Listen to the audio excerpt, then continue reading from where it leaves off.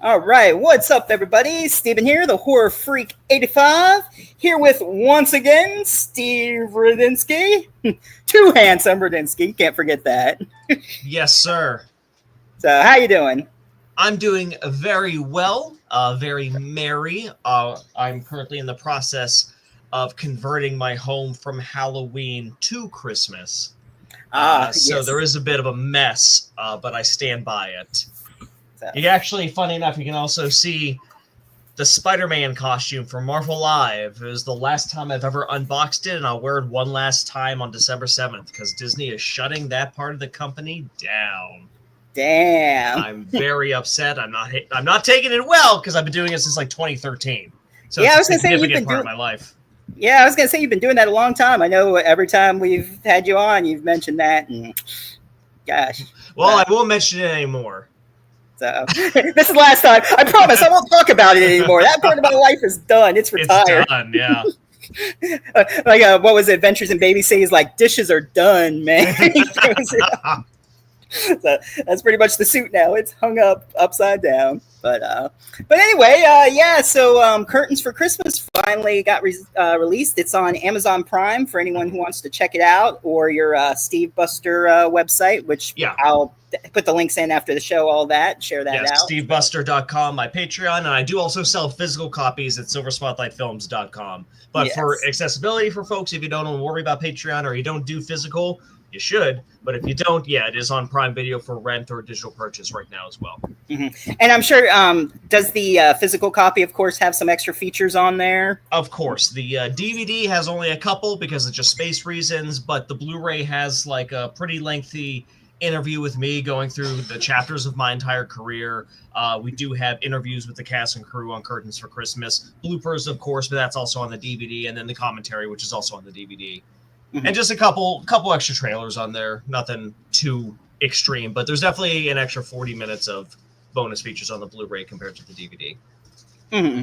Yep. And I finished watching it earlier today. Definitely enjoyed it. Definitely added to my Christmas list. So good. Yeah.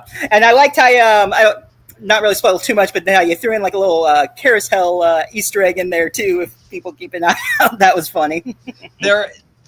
This movie feels like a greatest hits of my career. Like it's a new chapter, it's a new age in Silver Spotlight Films since we finished the Carousel trilogy and what have you. But like, there's a little bit of Amiable Christmas Vacation, there's a little bit of the Meowie movies, and there's a little bit of Carousel in just all frapped together in one insane package.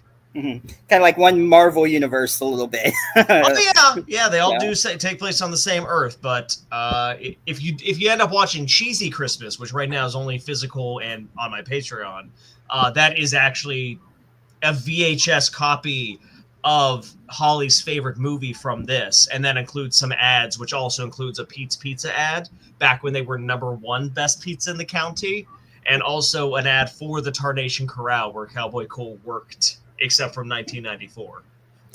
Okay. So that movie is like within a movie there. We can also check that out too. It's just a little complimentary piece. Like it's not as like Curtains for Christmas is the main event. Like that's the big movie. That's the one I'm trying to get people to watch. For folks that do get a kick out of it and want the cheesy Christmas look, this is just also there if folks are interested. Mm-hmm. Yeah. So so basically, Holly in it is like obsessed with Christmas, and she's also a little psychotic. She loves Christmas so much that if she doesn't get her way, you're finished pretty much. That is correct. So yeah, there are some good kills in there. I mean, like I said, I don't want to tell too much about it, but it's really good. I enjoyed it. I had some good laughs, and if people enjoy the movie Face Off, there's a little nod to that too. So. Shot for shot. So yeah, that was great. It's some wrestling. You got a whole bunch of stuff in there. Gingerbread competitions. So I just don't know how much to say without spoiling it, but I mean, it was great. And I would say everything except for what happens in the last act. If it gets people to watch the movie, just don't touch the last act. But I won't do that. No. But we can discuss everything else. But your character is so great, though. You always put so much energy, enthusiasm to it, and the comedy. It's just the timing, the way you portray the character. I mean, it's great. Thank you so much. So it's like, why is this happening so subtly? The doors and everything. It's me playing a live action cartoon again. That's basically what it is, a live action cartoon. Yeah, and then of course you got so similar. It's so similar to me being Wally Griswold from the Maui movies, but it's not Wally.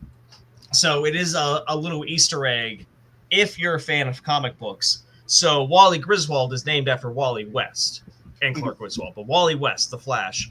So I had Wally's dad in the Meowie flashbacks be Barry, as in Barry Allen.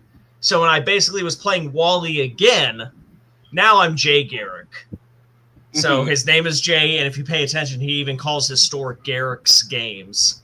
It's a blink and you miss it reference, but it's there. Ah, yes, that's right. Yes, we do have the rats. Again, I wanted to reference my talking animal history as a filmmaker, but I didn't want to just make another full-blown talking animal film for this horror comedy. So I thought this was the perfect way to reference that, to get some more cute animals in a movie. And it ties into Dominic really well, too. Right. So, and a little bit too, if everybody who's seen Amityville Christmas, it's, kind of got that feel to it as well, a little bit. So, a little love horror to it. So, yeah. So I guess that was like a little bit of the idea, since you wanted to do another Christmas movie. I assume, what was the inspiration for that? You just wanted to do another one? This one was Aline's idea completely. We were just watching some more Christmas rom-coms last year, like last November. And she was the one that kind of came up with the idea of like, okay, well, we did Amityville, which was basically putting an actual rom-com inside of a horror setting, to the point where it stops being a horror movie. What if we put a horror movie in a rom-com setting and basically do the same setup as Amityville Christmas Vacation, star the two of us again, but subvert the expectations with it being full of brutality and not a happy ending and that sort of idea. So she really sold me on that, especially since Holly would be the protagonist. So I get to do another lady villain, which I always like to do. I love rom-coms, Christmas rom-coms specifically, I mean. I love horror comedies. So this was it was such a good idea that I couldn't say no to it. So we kept watching more, and I started working on an outline. We figured out what was going to happen, and I kicked out the script, and it went really well, and I really liked the script. So what was the reason of everything that you could choose for her mind or conscience or whatever? What made you decide to use the rat? Because of the pet rats? So her idea originally, and it's a really good idea, it was... her mindset was like, so much of the first act and even a good chunk of the second act is just Holly by herself. So short of her talking out loud to nobody, there would be a lot of periods of time where we don't know what she's thinking, what she's deciding to do, where it would just be silent. And that's just not interesting. So Aline's pitch was, what if Holly saw her dead father and like he was still in her mind and in her life giving her advice? And I liked that idea, and it worked. But for some reason, I was just kind of like, I kind of want this to just be Holly's show. Like I want it to just be this leading lady for the story. I don't want to also have like a co-lead man in all these scenes at the same time, potentially hogging the spotlight. So what if it's one of our mascot characters, since we already have multiple suits from the Carousel movies? 100%. It's just me wanting to reuse a suit we already own, so we didn't have to spend money. And so we decided on the rat suit, and that from there is when I decided, like, okay, so then Cheesy Christmas is about talking rats as opposed to any other talking animal. So like the order wasn't quite there, but once it came together perfectly. Because at a certain point when I was writing the script, I just texted her and said, so Dominic has now become like the co-lead of the movie, because he's so ridiculous and hilarious, and I love writing this character. And again, since he's just a big stuffed rat, he looks so silly that, to me, there's no taking away from Holly as a human character, while still keeping that. Now Holly has someone to talk to. Now there's something interesting for the audience to like see and listen to during all this time when Holly is just by herself. Right. And she is sort of aware that it's her conscience and him not being real and everything. Yes. So she's not crazy. Yeah, it's her own therapy. It's her own mind. She gives herself therapy instead of going to a psychiatrist. That's all. Exactly. So, but there's also a twist. Like it should be her conscience, but then it's like, oh, normally your conscience, but kill that bitch. So it's it's just agreeing with her, even though it should be a conscience. So she's just not even listening anyway. She's just on a whole hell bent. In that one scenario, she's so angry that it's even overriding him. But then once the deed is done, he goes right back to, oh no, this is way too far. Damn it! What is it? Yeah. So it is interesting, to see that form of her mind. Like, should I have done this? So in a way, you think she does regret what she does. Holly's not a good person. Like, to be clear, I made that joke during like a live screening that we just did at a college in Indiana that I was a guest speaker at. But people were like kept going back and forth on Holly during the film. And at one point I just said out loud, like, Holly's not a good person, guys. Like, the bad thing she's doing shouldn't be a surprise. She's just also likable. Right. It's like, it's not Dexter where you want him to kill the serial killers. It's just... Right. Yeah, that was big on this one. Since we've done the Cares Hell take, where all the human characters are pieces of garbage that you root for their deaths. I wanted to see if for this movie I could write characters that people were like, oh man, I didn't want that person to die, or I didn't want that person to die. So far I've been getting those reactions, so that's a good thing. Yeah, I saw on Facebook also that they awarded you, what was it, best filmmaker in Pittsburgh? Coolest. That's what it was. Well, the college gave me the coolest filmmaker ever award, if that's what you were talking about. I also won the best filmmaker in Pittsburgh award through the vote through the city paper. Okay, that's what it was, because I know you won that now 2 years in a row. So congratulations on that. And then, of course, we all know you got that Chainsaw Award for Best Amityville. So yes, sir. It's hidden behind this pumpkin next to my Christmas town. So I'm very proud of all those awards. Very proud. I also have I made myself the championship belt for the Best of Pittsburgh, since I was the first to win it twice. I joked that if I won again, I would get the belt made and act like a pro wrestler about it. I'm a man of my word, so now I got a belt that I wear to every convention appearance. Yes. So I think, what is it? The next one you're doing is Gross Fest, I believe, or anything before that, or I'm gonna try to do Cinema Wasteland in the spring, but that Ken's got to get back to me about that. That's not on the books yet, so I'm gonna try to do that. So as of right now, the only upcoming convention I'm definitely gonna be at is Gross Fest in Pittsburgh next summer. Okay. So if I could do more cons in the meantime, I'd love to. I originally I wanted to take 2024 off from making movies so that I could just go to a bunch of conventions and just have fun doing it. Yeah. And then Aline had a great movie idea, so I couldn't do that. I released 2 more feature films in 1 year again. What is wrong with me? So we'll see what happens in 2025. I have a couple ideas, but they would be kind of like smaller, cheaper films, not like a Curtains for Christmas. Unless this one client that's talking to me does actually hire me for the movie idea he wants to do. But in this industry, that doesn't exist until the contract's signed and I'm being handed a check. Right. It's just talks until... Exactly. Until you sign your soul over to them. That's right. So. For, the multiple people that have hired me to make a movie, about 10 times that many people have told me they were totally going to hire me to make a movie. So I was going to say also for convention wise, I don't know if it's too short notice, but in January, Rocket City Horror Con, they do that in Alabama, and I'm actually going to attend that one as a guest for my first time. So cool. That should be fun. But who knows? Maybe you could contact him. I don't know how far you'd like to travel or stay in your area. No, I like, especially if I'm trying to reach new fans, I'm trying to get out of my area when I'm doing the convention circuit. So, I mean, hey, feel free to also, if you're already in touch with them, say something to them. Maybe they... if they're interested in having me as a guest, the ball would be in their court. I hate to just be showing up and be like, well, yeah, where's my table? Where's my table? Where's the carousel table? I brought Duke. That'd be funny. But yeah, Donald Farmer's going to be there. Jess is going to be there. Heather's going to be there. Cool, yeah. Some people from Jaws are going to be there. The kid and sorry, I forget their names right now. But hey, I'm terrible with names. I'll work with people and not remember their last names. It's like I'm a face person. It's like I know who you are, but I don't know who you are. Absolutely. So what was it?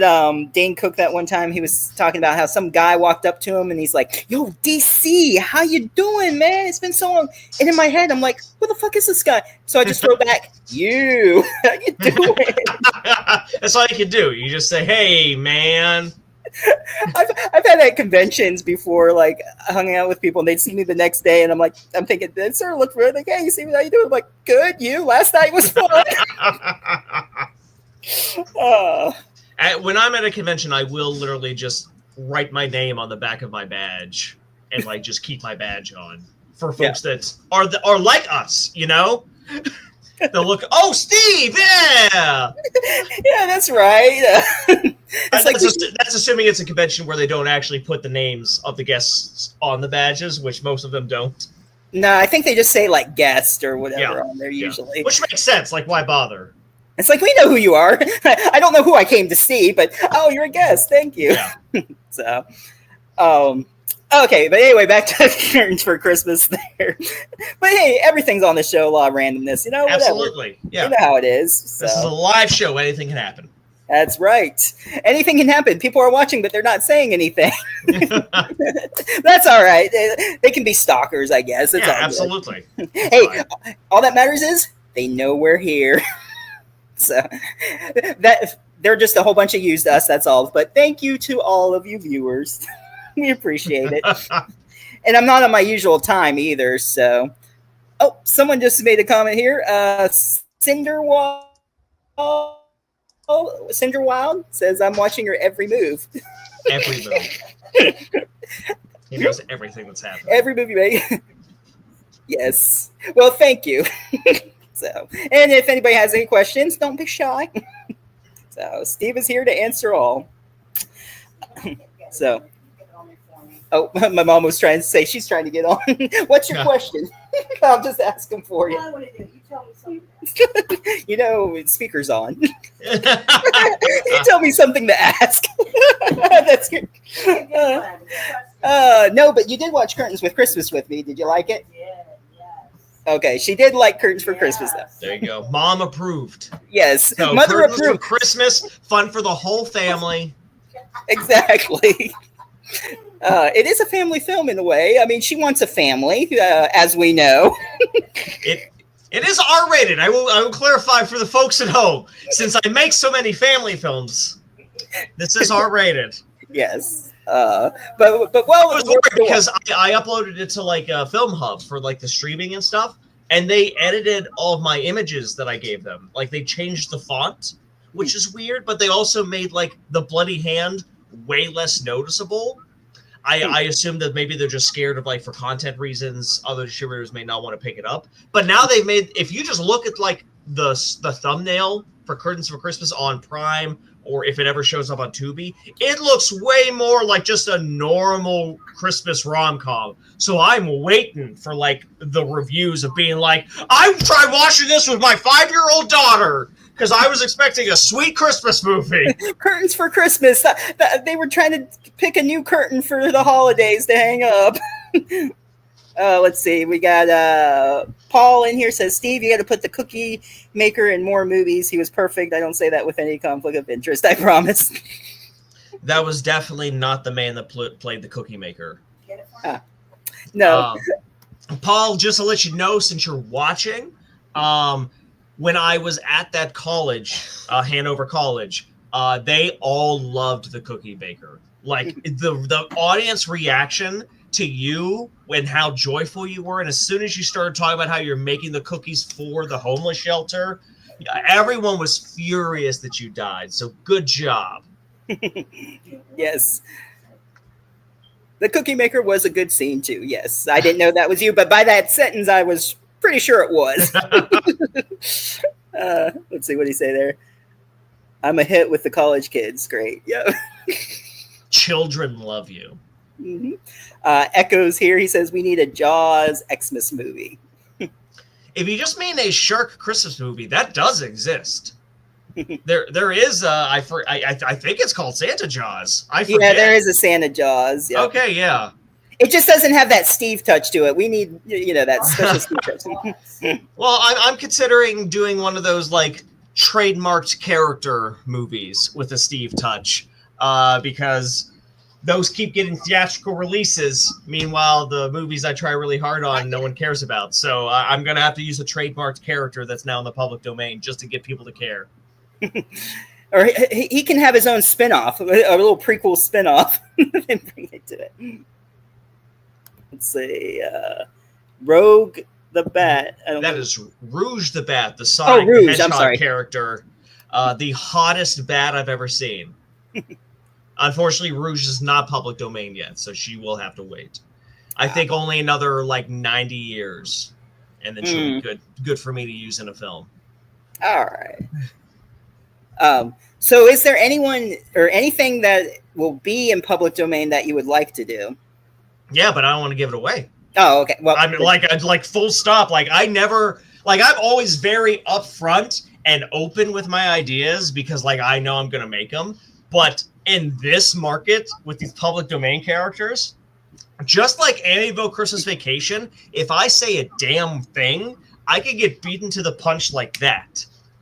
So I have an idea, but I have to do a bunch of research to know exactly what parts are public domain.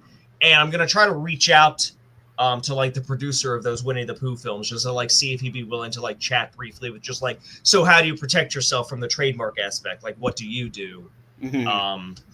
And then obviously, talk to a lawyer, but just do the groundwork that I can ahead of time. But I don't want to say what I'm considering doing because I definitely don't want anyone else to beat you too. Definitely do it. And I'm sure I won't be the only one. Don't get me wrong. I'm sure I won't be the only one. This is a popular character I'm thinking of, but I don't want to give away the idea. So, well, can you turn that down though? Yeah. Thank you. We hear an echo of the show. Someone said, Echo put up the trailer for anyone who wants to see the Curtains for Christmas there. Thank you. Thank you, Echo. It's a great trailer for, I think, a pretty great movie. One of my best. Yes. I need to watch it more with an audience because I'm not sure if this is my favorite movie that I've made or if it is still Carousel 3. It is, because I really like the ending that we told with Carousel 3. It really hit something, and not many people can do that with micro-budget cinema. So it's still really special to me. But Curtains is, I love Christmas. I love comedy horror. I love live-action cartoons. And I love talking animals. And this movie is all of that. So I don't know which one I like more. And so, of course, if some people don't know, all of the animals are your pets, right? All the rats were. And, yes. And I saw at the end, though, one of them was the one that had passed away, unfortunately. But... Yeah, Peter Rudzinski passed away not pretty soon after we shot his scene, but it was quite a few months ago. It was during the summer. So that was a bummer. But we knew his health was always not that great. We knew there was always that chance. So when we knew we were making the movie, we kind of shot all the rat stuff very early. I'm talking April. We shot all the rat stuff. And good thing we did. Yeah. So he'll forever live in Curtains for Christmas. Yes. His brother Winston's still going strong. He is an old man. He is an old man rat, but he is still thriving as of right now. All right. Welcome, man. Saying hello to everybody. Welcome. Hello, man. So I know you've had rats for a long time and all, and I've had gerbils myself, but what made you decide on a rat? You mean as a pet or as a pet? Yeah. Well, my wife introduced me to rats because she was a rat mom when we started dating, and she had pet rats. And I never disliked rats. I never was creeped out by rats. I never had a negative opinion on rats like some people do. But I never met a rat. I never pet one. I never befriended one. I never met anyone with pet rats up to that point, and I fell in love pretty quick. They're so cute. They're so smart. They're so social. I say this all the time, but it is absolutely true. Rats are basically little puppies. They are little dogs in terms of how much you could train them if you want, how much they do love you. They will run up to the cage if they aren't out of their cage. They will hang out with you. They just love being around you. They'll give you kisses, and they're just great little fellas. I really love them a lot. The only downside is, they only live for 2 to 4 years, and 4 is really pushing it. It's more like 2 to 3. Let's see what Echo is saying here. Xmas movie. Oh, okay. He's offended. No one told him there was a shark Christmas movie. How could you not know? They You're welcome. But, dude, it is insane how much of an island people live on with modern, between people using ad blockers, and I'm not accusing Echo of anything, but I'm just saying generally speaking, between people using ad blockers, between people not following like specific movie reviewers to like find independent horror, and just the general concept of like you could just miss posts from a creator even if you follow them. It doesn't surprise me that someone would know about that. I have fans that don't know Carousel 2 exists. They saw a post for 3 and went, wait, there's 3 of these? And like these are people that loved Carousel, that bought Carousel, that said Carousel is one of their favorite independent movies of all time. I got people that are huge Carousel fans that love me as a filmmaker that as recently as 2 months ago said this sentence to me, wait, you made talking cat movies? Arguably more known than my Carousel movies at this point. Like, and yet genuinely no clue. Never mind like people that weren't already fans of me. So yeah, I totally believe that Echo wouldn't know about the Christmas Shark movie, even if he followed that filmmaker. I know. Yeah, the Meowie movies have been out a while. They've been on Tubi, Amazon Prime, purchased copies, of course, which people need to do. But and Amityville is arguably one of my most known films, and that was also a Meowie movie. Technically, it's the 5th one. Yeah. So Meowie Halloween is still my top performer on streaming. Okay. Blows the carousels out of the water. I shot it in 2-3 days. That's life. Yeah, I recently told my landlord about she likes cats and everything. There's actually a cat that she feeds outside. Like it'll come up, but it's like real skittish of humans and everything. It's just a stray cat, but it knows where food is. So it's like, hey, I'm going to stick around. There's food here. So, but I told her about the Meowie. I'm like, yeah, you got to check them out. They're on Tubi. You should check them out. So thank you. She was like, yeah, I'll check them out. I was like, yeah, it's funny. You got the Meowie movies talking rats in it, and so she thought that was funny. So I'm like, yep. So got another person to check it out for you. Appreciate it. Anything else in the chat here? All right. Let's see. What was the best part of making curtains for Christmas? The best part of making curtains for Christmas is the fact that I got to decorate for Christmas twice this year. Like all in the cabin scenes, 100% of that Christmas stuff is mine. Like that's my trees that I put up. Those are my decorations. Those are my like ornaments. Like all of that is mine. So the fact that I got to put all that up in July. No, I'm sorry. We shot in June. We put all that. Yeah, June. We put all that up in June, and now I'm doing it again this week. So I got to decorate for Christmas twice. That was the best part about making curtains for Christmas. But also, it was a fun cast. I say that every film, and usually, I mean, it's true every time, but it's almost always a fun cast. I've never had a cast where I'm just like, man, I hate these people. But this one was nice just because it's a little bit more low key. Like Shingles was a huge cast. Like there was way too many people. Like I only got to hang out with a few of the cast members on a more low key dinner setting. With curtains, like during the cabin sequence, we're looking at peak 4 actors mostly at a time in a day. So that was nice to kind of it was a little bit more relaxed to hang out with them and chat and joke around. So that part was also nice.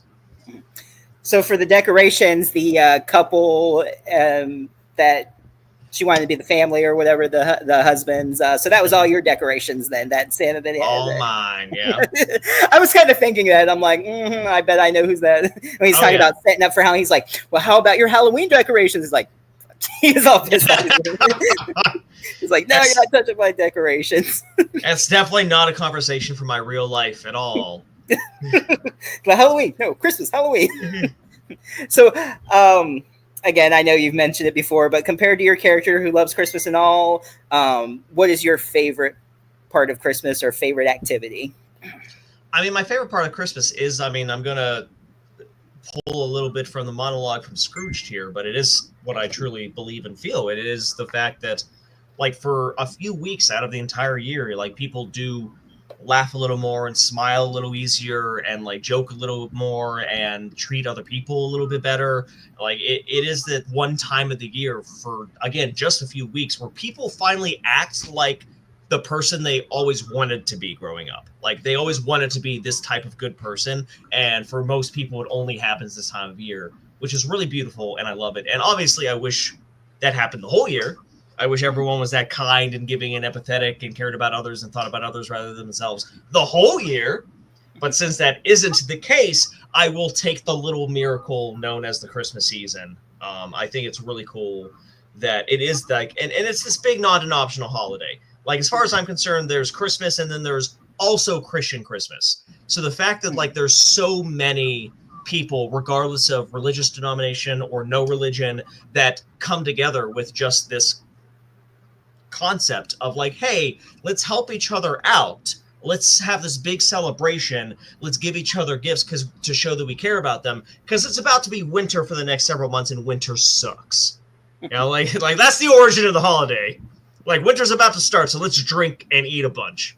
If we have extra wheat, we're going to give it to Jerry next door because he doesn't have any. Yeah. So that is my favorite part of Christmas, is stuff like that. So in that sense, like, I like giving gifts. I like making people smile. You know, I usually, every year I'm buying all of my friends a bunch of gifts. I love putting up my decorations, and it's just to make other people smile and like laugh at how ridiculous I can get sometimes. And I just try to be nice to other people too every single day, especially retail workers and what have you. Yes, could use more of that. Let's see. Echo said that the talking animal movies are awesome. Yes. It's always fun. Big fan of the genre, yeah. So let's see. I know. Let's see who. The criminals in it. Let me get that. I was reading, thinking. Okay. Jessa, of course, was in it. Who was in Shingles? You've worked with before as one of the criminals and all. Did you have that character in mind for her, or did she just hear about the movie and want to? She wanted to work with me on the Christmas movie. Like, she was saying, like, please let me go for it. Please let me audition.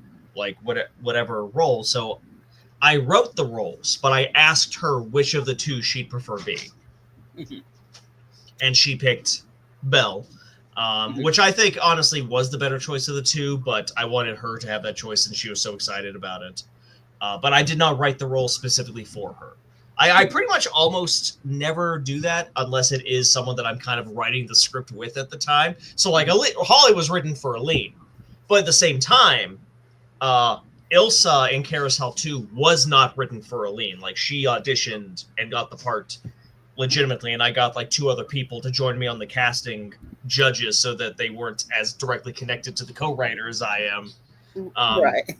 But like, obviously she was Holly for this. Like, we went into this movie knowing she was playing Holly. Mm-hmm. Not the same for anyone else in the film, though. Mm-hmm. Yeah, I do have to say, Jessa, of course, she's like doing the movie every month or whatever, very diverse. Mm-hmm. And of course, to me, it would seem she picked that character to pretend to be related to her because of the whole accent and everything. Like, that just seems like something that she would want to pull off anyway.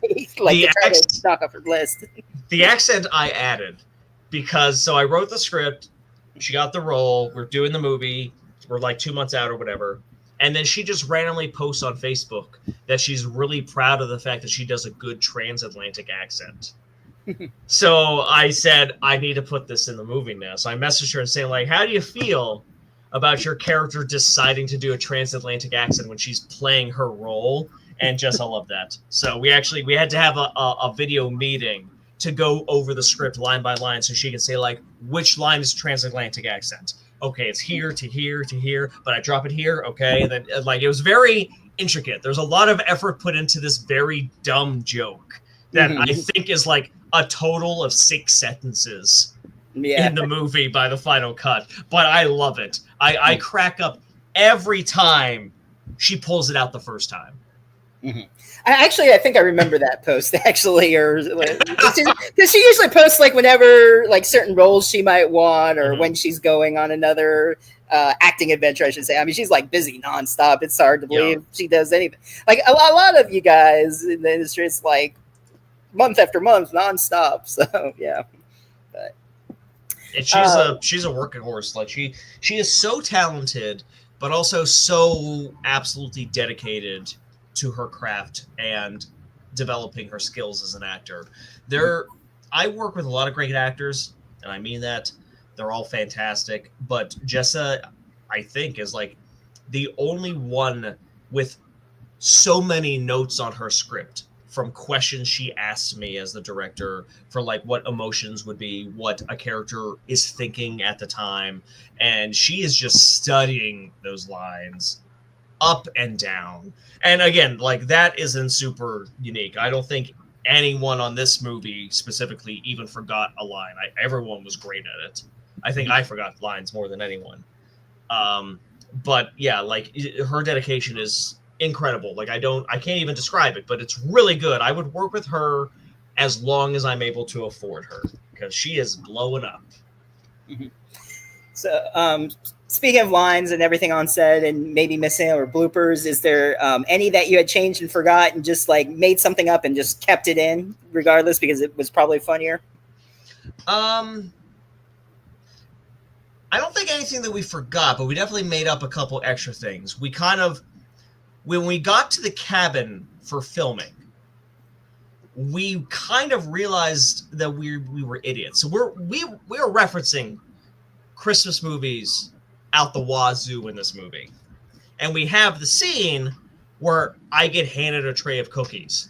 And somehow neither of us thought to include the line, "Put that cookie down now."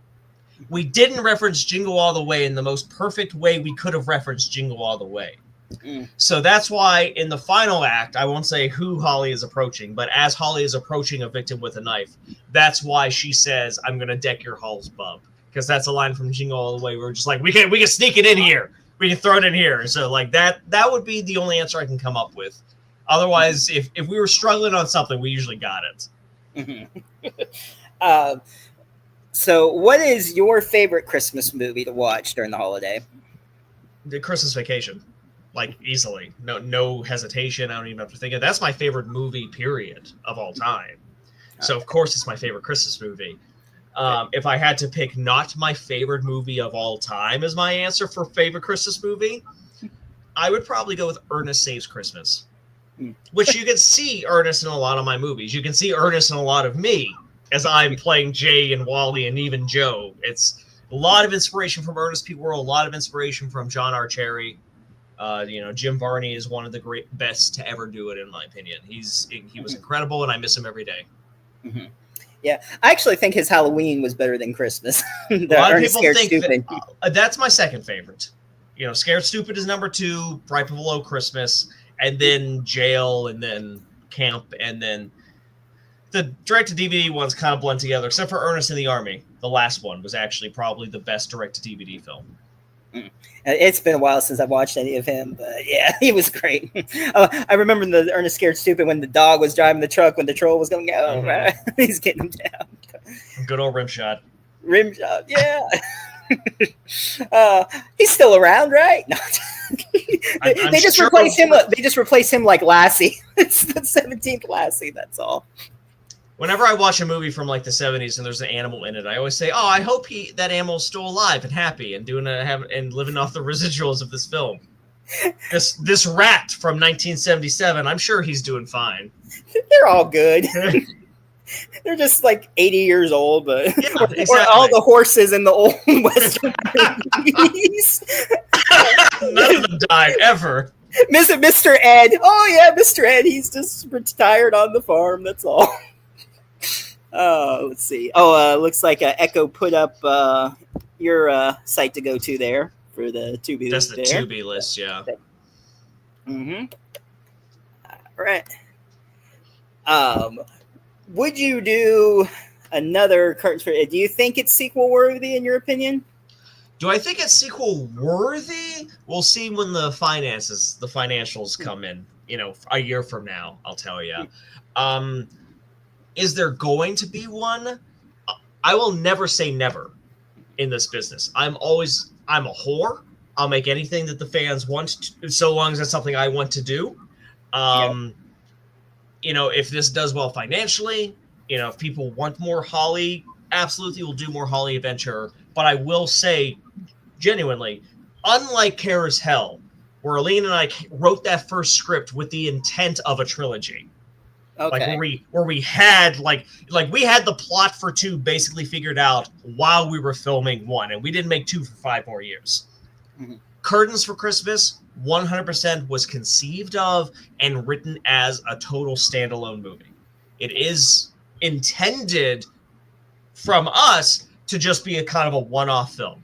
Again, if it takes off, if it does well, if people want more, I can make a sequel. Yeah.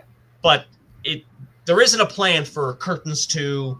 Like, we've talked about it a little bit. We've come up with, like, would it be a different holiday, or is Holiday 2 dedicated to Christmas specifically? You know, would it just be the same plot? We've had a couple talks, but they've all just been casual. Like, it has not been, let's figure out the sequel. Right. Just a few little maybes, what ifs. Yeah. That's all, yeah. I have more ideas for Kara's Hell 6 than I do for Curtains for Christmas 2. Oh, okay. And what was it? Duke in Space, right? That'd be like part 8. Part 8 or 9. Oh, that's right, because what was it? Jason, or no, part 10 was the space for Jason. So it's got to be way down there. So. Yeah. I just had the space scene in 3 as a little joke for everyone that kept saying I had to go to space so that I can say, I did! Yes. we got there. Or the leprechaun in space. Oh. That was 4, yeah. 4, yeah. Love that one. I heard, I don't think they're going to do it or whatever, but at one point they were saying something about Fast and Furious. They're going to go to space or something. They did. In not the Lewis one that just came out, but the one before that, they go into orbit in a car, and it's incredible. Well, yeah, they drop, so... I was laughing so hard. Like, that was the writers of Fast and the Furious saying, like, this is us acknowledging the joke. 100%. Like, I guarantee it. I bet $100 on that. Oh, I missed man's comment here. Not the 190-year-old rat. When we were talking about the ages of the rats. They're happy forever. They never die. Pets and animals never die. Let's see. Chucky's going to space. I mean, I wish they didn't cancel it. That was. Hey, they canceled it, but like the fact that show had 3 seasons in the modern market is incredible. Like, that shouldn't have happened. It did. So, folks, like, it's a bummer for fans to lose the show, but like, everyone should be very thrilled that they got so much extra Chucky.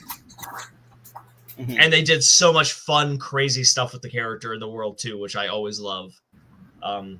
That's what happens when you got the same guy writing the entire series from the start. Yes. Which I'm glad they had all the original people for it. So that's that's the reason why it lasted as long as it did. So I agree. I think didn't we have this conversation last time you were on? I think Deja Vu. I think we talked about Chucky last time, didn't we? It may have been Chucky. It may have been Ash vs. Evil Dead, because that also got canceled after 3 seasons. Or it was something that was canceled. Yeah, maybe it was Ash vs. Evil Dead. That's what it was. Yep. So that's our next canceled show. And then next time we see it with your next movie, we'll talk about the next canceled show. What other horror franchise will have a 3-season show between now and the next time I'm on your show? Oh shit! I know what. I haven't watched it, which I watched the first couple episodes, but that show From is on season 3 right now. Oh, is that based on a movie? I don't know it. Well, no, it's just a show, but it's. I'd say that's what I was thinking of, because the first one's Evil Dead and the second one's Chucky. So next time I'm on movies. Okay. It's got to be the Texas Chainsaw Massacre show. I heard they're supposed to do a Halloween one coming out. Of course, who knows? You know what? No, if they do a Halloween one, it better be like the Friday the 13th series. I don't want a single episode of the Halloween show to have anything to do with Michael Myers. If they do that, I am in. If they're going to do an 8-episode time waster of a story that should have been a movie about Michael Myers, which is already filled with a bunch of downtime because it's Michael Myers, I don't ever need to watch that show, if it ever exists. Yeah. And then I think they're doing Crystal Lake. They're still supposed to do that, the Friday the 13th. Hey, if it gets Victor Miller paid, I don't care. Let's see. Sir Wild said Puppet Master. They're going to be doing a Puppet Master. I didn't hear that. I mean, they probably aren't, but I could absolutely see Charles Band want to do that. Yeah. All right, and there's the link to your Silver Spotlight Films Echo put up. Thank you. Thank you, Echo. All physical. And of course, I'll have DVD, all that too after this. Yes. All right. Let's see.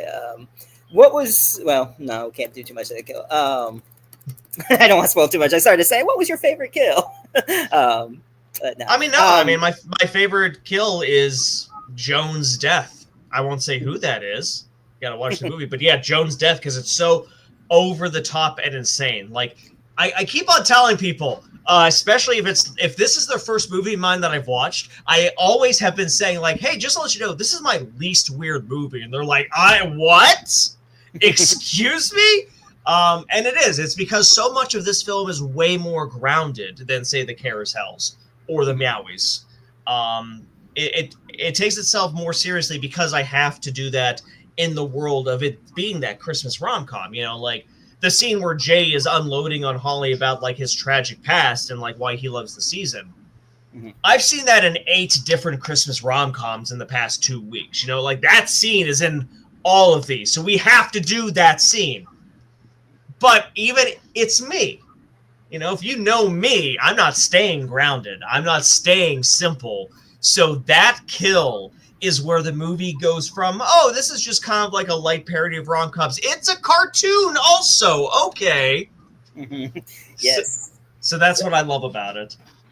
And yes, I know the kill you're talking about, and everybody go see it. You definitely got to see that. And I will tell you, it's not the most graphic kill that I've done. It's not like the goriest. It's not the most like intense or like hardest like makeup-wise kill we've done.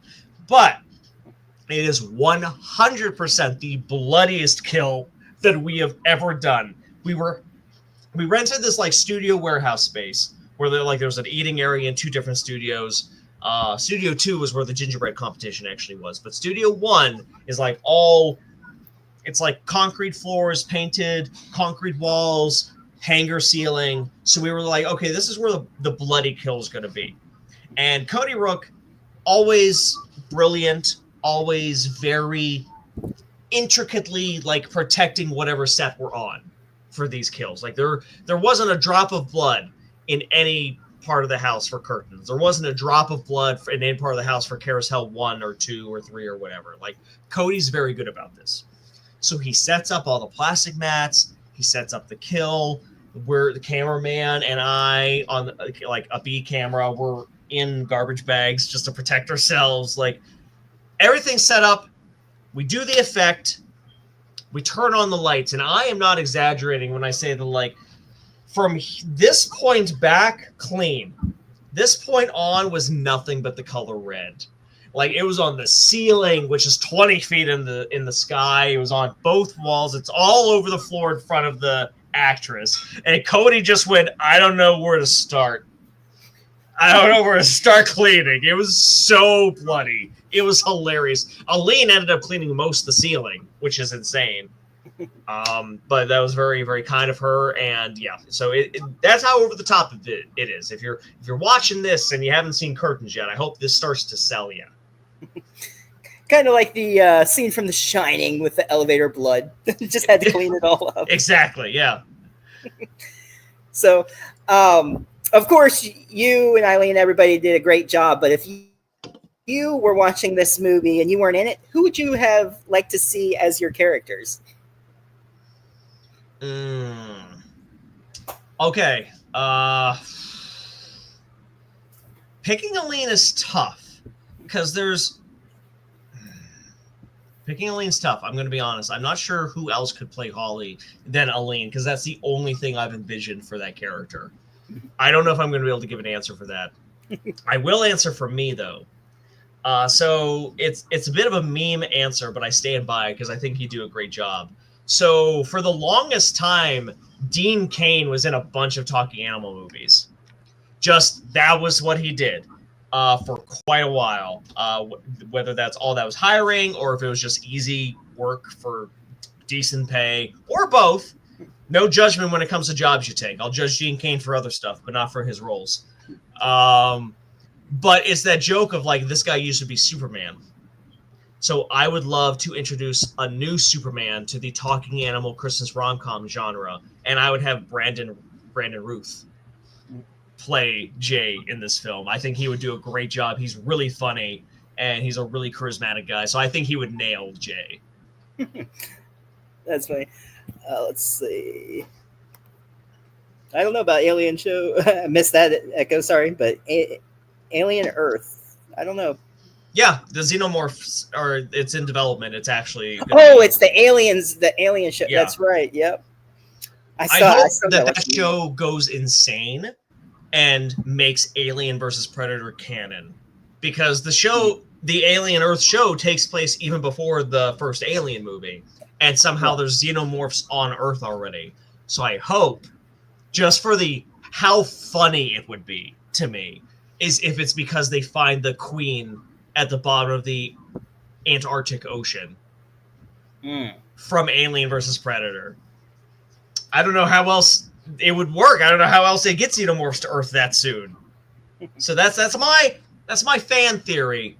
And like, please let it happen. It would be so funny. It'd be so funny to see everyone get so mad that Alien versus Predator is canon. Yeah. Yeah, because I know it's like even before, I know like in the movies, I think Prometheus is the first one before like the Alien movies. I yes. Or then there was like Romulus. I mean, like even though they came out later. Prometheus, then Covenant, then Alien, then Romulus. Then Romulus. Aliens. That's what it is. Yeah. Even though they came out at different times, it's still kind of how they do those timelines of movies and stuff. Even though they release it, it's still and it's interesting how they do that. I agree. Yeah. Whatever. But let's see. Mayan said your IMDb looks very impressive. I thank you, Mayan. I hope that you watch some of my other films and also enjoy them. They're all, really funny. All of them are good except for Red Christmas. That's the only movie I think that I made that I would call bad. Most of that is just because I don't like the genre, to be clear. But it's a rough watch. So don't watch that one, or at least make sure you watch that last. I actually enjoyed that one. But... I'm glad. I've heard from multiple people that do, and like, this is not me shaming anyone for liking the movie. But if you're asking me to rank my movies, that is dead last. It's the bottom two are always Everyone Must Die and Red Christmas. But I'll never hate Everyone Must Die because that's why I met my wife. Yep. So, and actually, no offense, I think that one would be the last one on my list. Again, that's fair, yeah. I was worse. I was doing way more dialogue than action just because those are the kind of movies I was watching, Kevin Smith and what have you. I got better after that. Super Task Force was immediately a better paced film, even though it had a lower budget and was like a weird different genre. And then after Super Task Force, I got even better at things like exposition and explanations and what have you. Like the longest exposition scene in Carousel 3 is like 2 minutes. That's it. And like the rest is not exposition. Yeah, the Super Task Force, I wish there would have been a sequel to that one. That was really good. Such a great parody to Power Rangers if people watch that. I would have loved to do it, but it was just that case where like it took so long for the first one to make a profit. And even then the first one only made a profit because of streaming, and that was when streaming started to pay less. And I just knew if I did a larger budgeted Super Task Force movie, which I would have had to do because the sequel script had 3 more enforcer suits, more monsters, 2 lead villains, 2 more CGI giant robots. It would have been, like Super Task Force 1 cost $2,000. Super Task Force 2 easily would have been more like $10,000. And I was afraid that I wouldn't be able to make that back on streaming. And maybe I would have, but based on what streaming pays, I think I made the right choice. Yeah. Like, I really did. It's a bummer. I do miss it, but that's why I brought back the characters a little bit, like Zigel being the main villain of the 4th Meowie movie, me actually bringing back the Green Enforcer from Meowie Dark Timeline, just little things for the Super Task Force fans, because I just can't financially justify the sequel.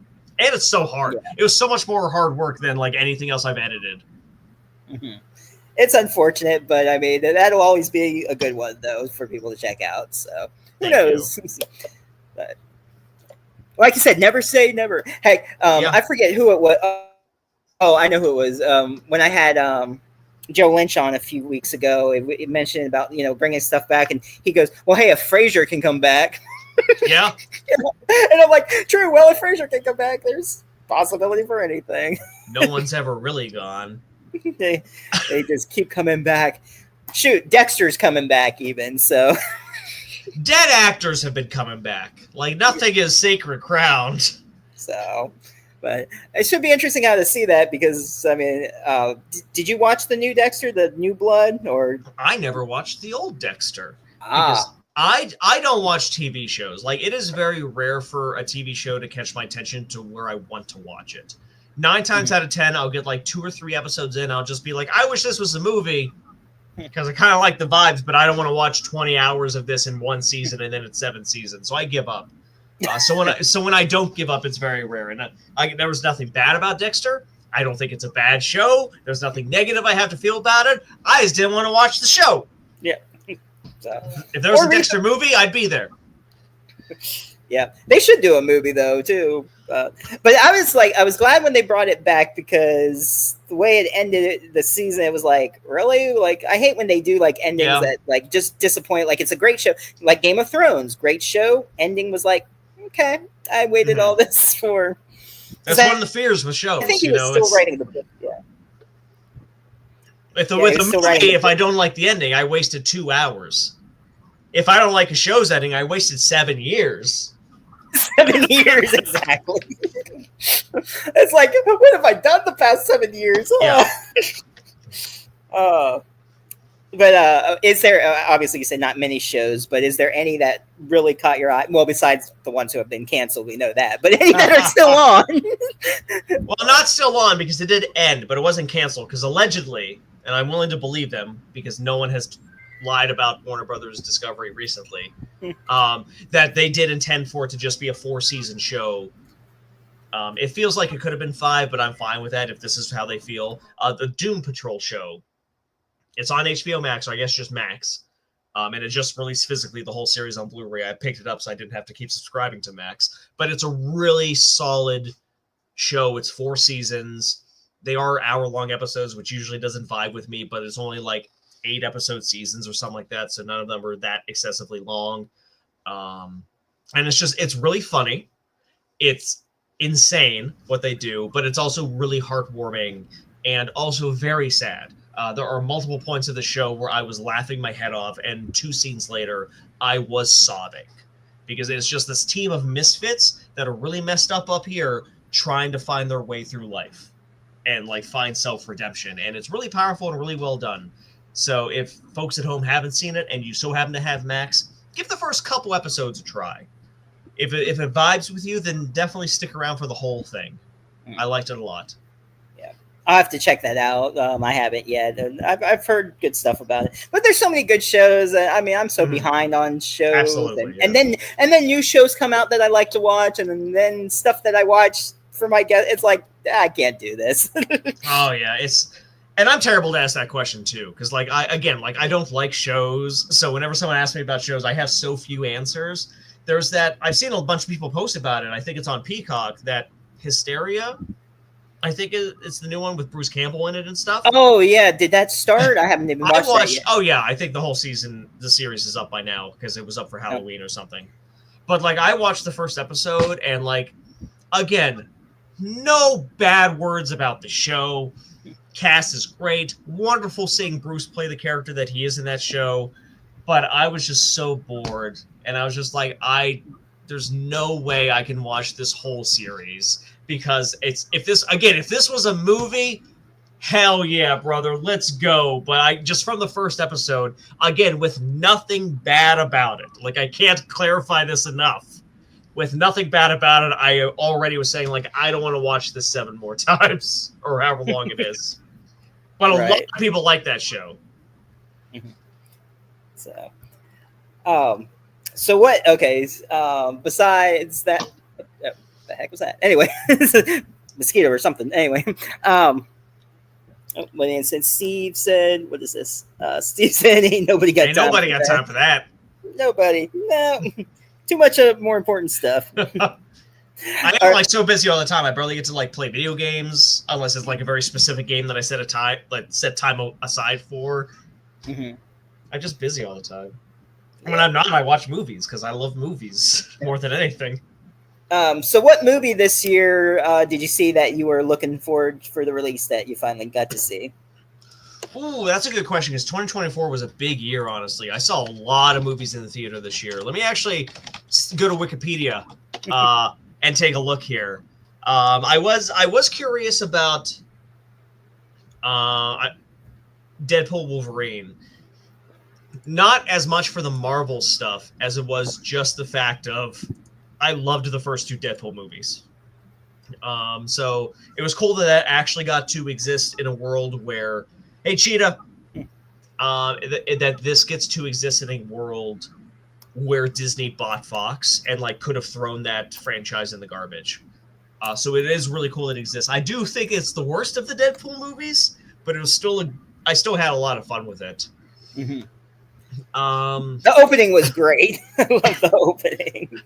Beekeeper, honestly, it's from earlier in the year. I think that was a January or a February release. But Beekeeper with Jason Statham, I honestly was really looking forward to because you know the internet dogs on him because of Suicide Squad, but the studio ruined that movie. Who knows what the original version of it was? But like David Ayer directs action really well, and Jason Statham does action really well. So.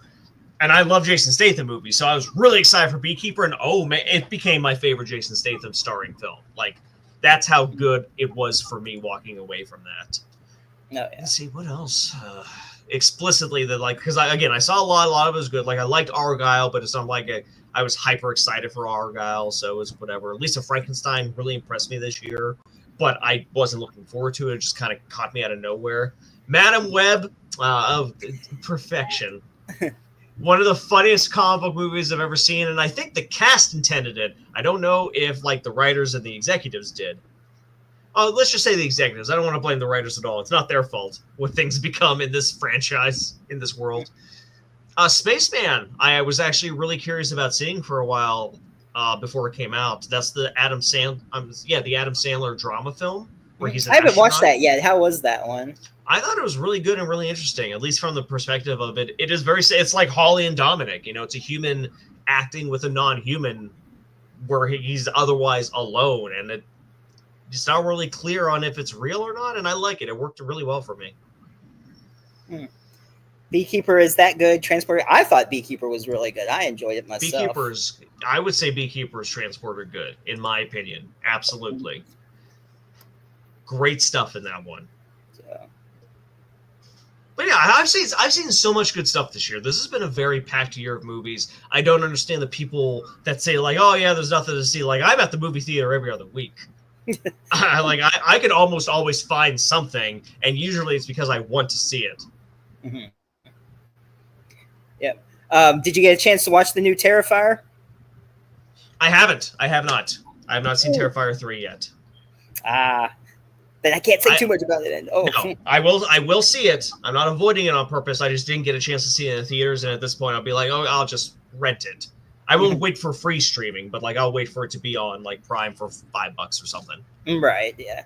So yeah, it just keeps getting better and better. Oh my gosh, and how they bring it back into it, and I got some predictions for it. A lot of interesting tie-ins and theories I got for the fourth one because I know he's been planning to do 4 of them, and who knows, he'll probably do more if it does well enough, but he did say 4 for sure. So yeah.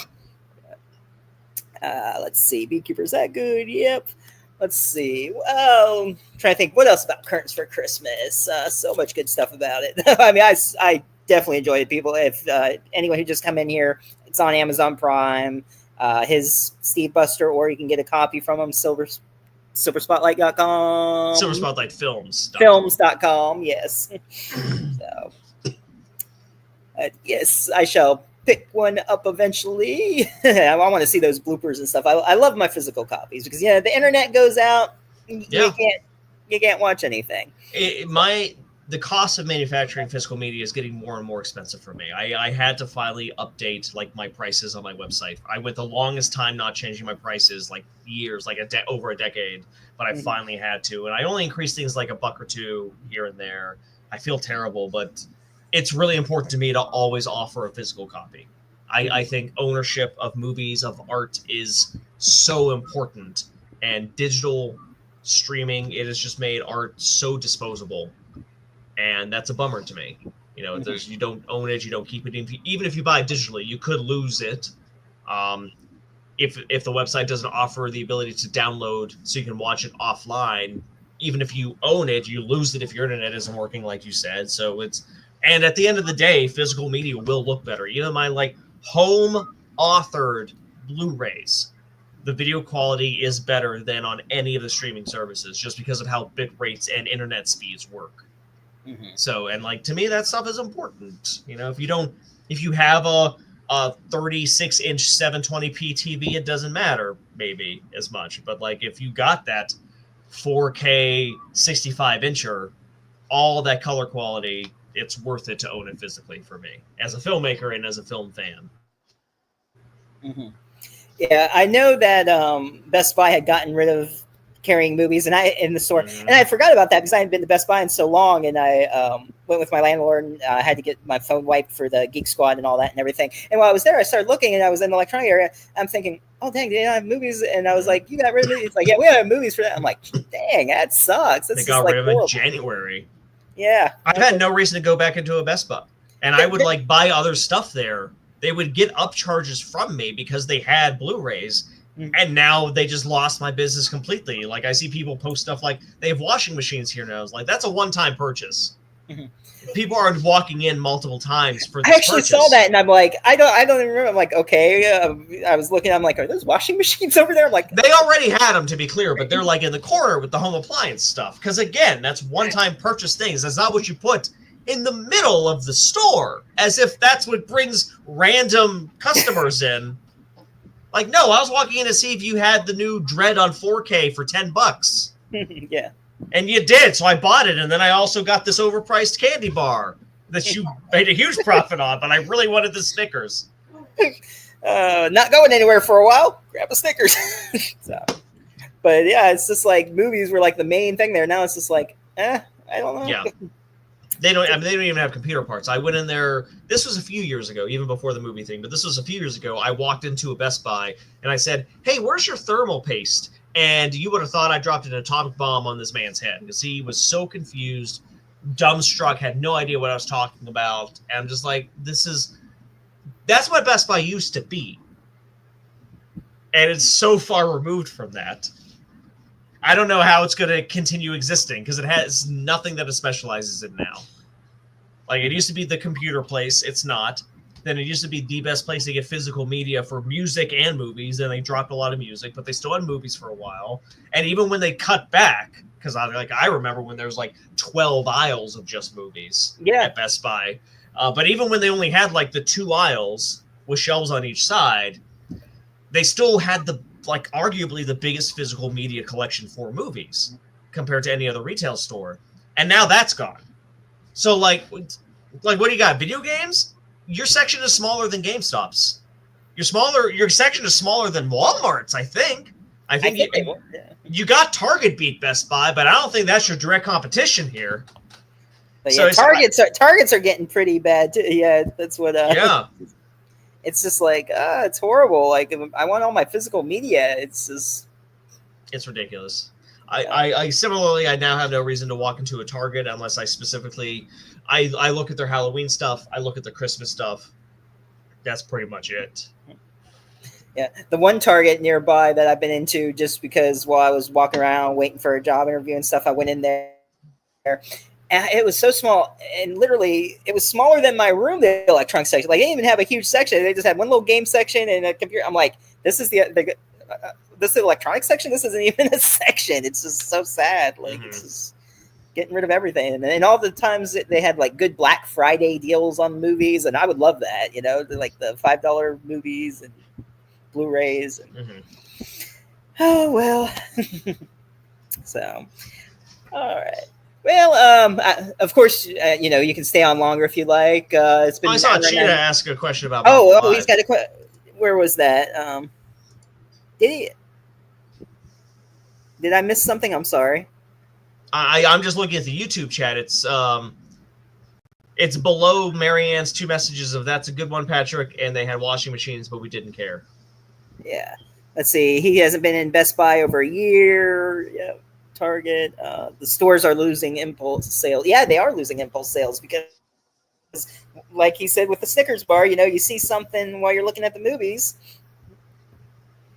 Yeah. But no, I'll just read it. He's bummed to hear that Marvel Live is closing, and he's asking if I would continue to volunteer on some level.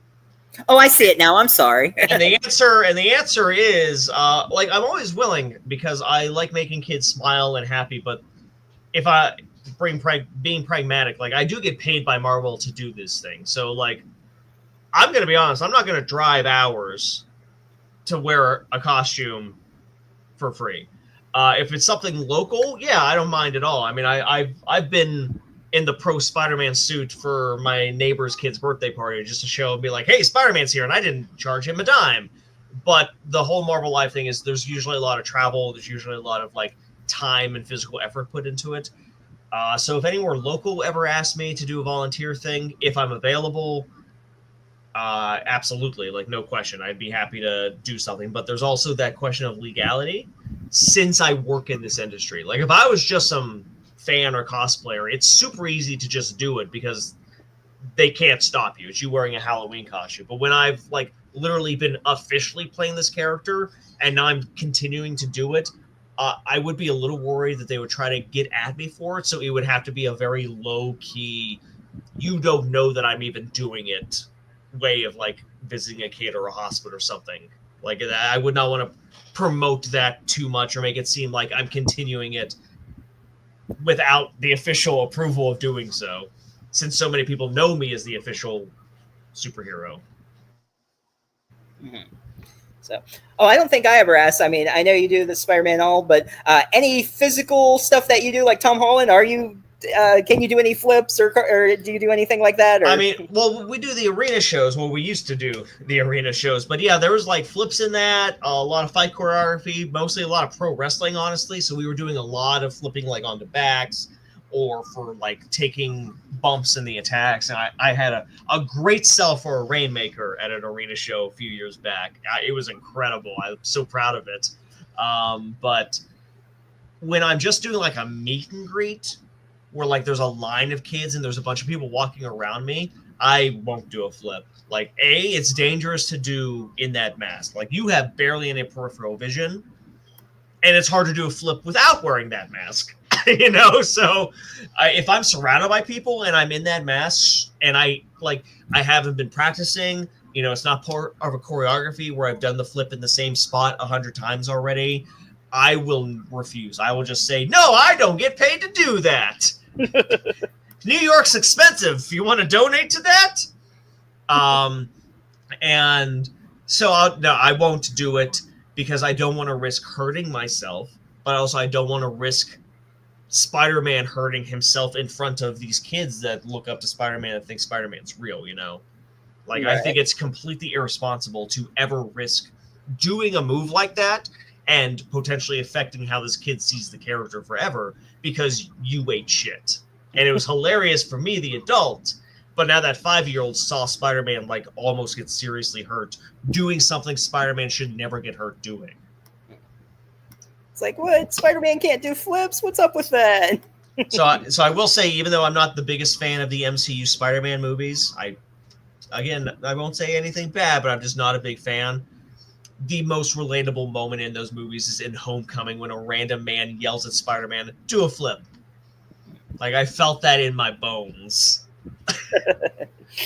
That's funny. Cheetah wants to know, will Duke be returning on any level? Maybe. I don't want to... we would like to. Here's a very real curtain open answer. As much as I love that we did the trilogy, Carousel 2 and 3 are in the green. They are profitable. But there is also clear diminishing returns with each entry at this point. Like 2 didn't do as good as 1, which is fine. And then 3 didn't do as good as 2, which is fine. So if that changes or if like more fans build off, it doesn't like 3 doesn't have to reach those levels for me to justify a 4. But if 3 just kind of stays where it is, where the interest where it is, there's not much of a reason to push to do Carousel 4. If the interest in the trilogy rises a bit, you know, if 2 and 3 get a little bit more popular, again, not at the same level as 1, but just closer to it than what they are, then yeah, Duke will be back.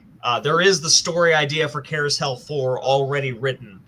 We know what we're doing with Carousel 4. We know exactly what we're doing with Carousel 4. We know what the themes of Carousel 4 is going to be. We know what the plot of Carousel 4 is going to be. We know what actors are going to be in 4. Like, we know Carousel 4. And then I have the general idea for a Carousel 5 and 6. General idea. So we are in a spot where maybe Carousel 4 will happen, but then 4 would have to be a big enough success to justify 5 and 6 getting made at the same time. Because if 4 is the last Carousel movie, that's fine, because the story we want to tell 4 could be treated as like just a fun little epilogue to the trilogy rather than the definitive start of a new trilogy. Mm-hmm. But then if 4 does really well and people do want more, 5 and 6, like that's basically a 2-parter in my head. Maybe that'll change. Maybe it'll just combine into only 5 or something. But the way I'm feeling is that there would be a 5 and 6, but I got to be able to shoot both of those to make sure the whole story comes out, rather than only shoot half of the story and then never get to make 6. And then I'm disappointed as a creator and the fans that do like it are disappointed. So we'll see. The answer is maybe. The answer is maybe. Get more people to watch Carousel, to buy Carousel, so that like we do well with 2 and 3. And like 1 just got a theatrical distribution deal in Japan, including merchandising and physical release and streaming, and it's going to be very cool, hopefully, and people really like it. And that could be a driving factor for us pushing forward with 4. But nice. Like I said, leading up to Curtains for Christmas. Curtains for Christmas is my first original movie since a Meowie Christmas in 2017. Like, 18, 19, 20, that's 7 years between original concepts. Like, Shingles was original for me, but it was based on a book series, so it was still an adaptation with people with a fan base that already existed. Amityville Christmas Vacation technically was a sequel to the Meowies and also part of the Amityville franchise. So again, there's like a fan base already there for it. Curtains is my first time since a Meowie Christmas that I was just like, here's a new idea with new characters, not tied to anything. And it's just really nice to be able to do that again. So like, I'm not in a rush to do such a direct sequel again, and especially with Carousel. Like, that was from 2016 to 2023. I spent a lot of years with that project, even if I wasn't touching it much in, like, 17, 18, 19. I love these characters. I love that world. I love that story. But I also feel very comfortable with the fact that we got to the end of the trilogy that Aline and I planned on. We got to that ending. It's not the ending of the franchise forever, but the ending of that story. You know, that's why I pushed to do Carousel 3 in 2023, even though we were releasing Shingles, just because I was like, I'm in the zone. If we do this now, we can finish the story and not risk waiting 5 years. There may be 5 years between Carousel 3 and 4, just from the sense of me as a creator not being in a rush to get back to it. Or maybe Carousel 4 will come out in 2026 because Carousel 1 caught on such fire that I need to capitalize on the title again. Like, we don't know. But, you know, it'd be fine to stick with original stuff a little bit, even if I do something with Wall-E again, but in a type of movie I haven't done before, I'd be happy. Aline has an original concept idea that she wants to direct. And so, like, I will be helping her develop that. That will be her movie. We'll probably release it under Silver Spotlight Films, but that'll be her baby. I'll just be helping where needed as the experienced one. And then again, that client that I've been talking to, it'd be an adaptation, but it'd be something I've never touched up to this point. So that could be next year. That could be the year after. Everything's up in the air. Chapter 4 of the Silver Spotlight Films career is very open-ended compared to Chapter 3. Anything can happen. Nice. Well, whatever it is, whether going back to sequels, originals, adaptations, you know, we wish you the best. I'll definitely support you. I'll put the links out, get the word out, and So yeah, everybody check out Curtains for Christmas. I know Cheetah came in a little bit later there. I see he asked if he's returning to Gross Fest. I know he is, so I'm sure just check out that website. But yeah, check out Curtains for Christmas, and thanks for everyone who came in, Man, Cinderwild, and those who were just watching and didn't say anything though. Thank you. So, all right. So thanks again for joining us. Any last words or? I know he'll post the links at the bottom, but let me just do the promotion. silverspotlightfilms.com. That's where all the physical media is, DVDs, Blu-rays. I even have some deck building games on there, which I only make like 20 cents profit on, so I'm sorry about the price, but I literally couldn't go any lower without literally paying you to buy my product.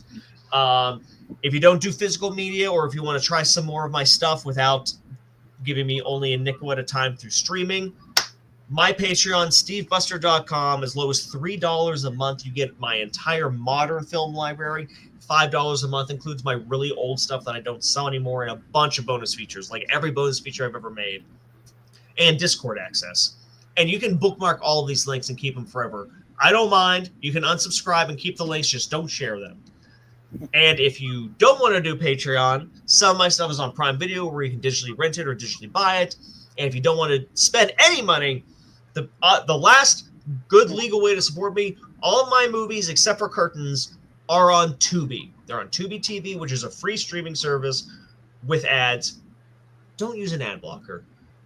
For the love of God, don't use an ad blocker so that I can get my 5 cents for you watching my hundreds of hours of work. Please, thank you so much. I appreciate you. Just give him the nickel. That's all. All right. Well, thanks again, and I'm sure we'll see you again in the future when the next one comes out. So absolutely. Thanks for having me, Stephen. All right, no problem. Have a good night, and everyone else, see you next week at 7. So since we had a special time tonight. All right. See ya.